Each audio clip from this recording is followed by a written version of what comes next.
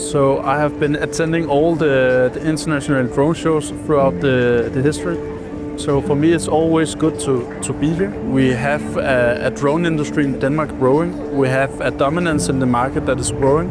So it's really surprised me how big we are here. We are more than 1,000 people now, more than doubling the attendees since last year. Today we have a lot of good talks about how we're gonna proceed going forward.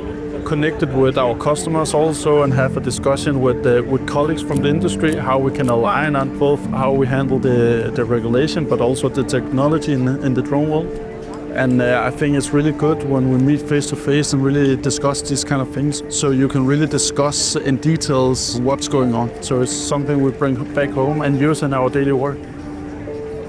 For DSV, drone logistic will be an essential part of the service offering for DSV. We're going to implement it in our daily work. It's going to be a service we will offer not only to offshore customers, but to a lot of the different customers in our sector. And it will actually help reducing the time in the daily logistic and supply chain. So for DSV, it's going to be an essential part of our work going forward. So for me, it's really valuable to be here. I always go home happy from this kind of event.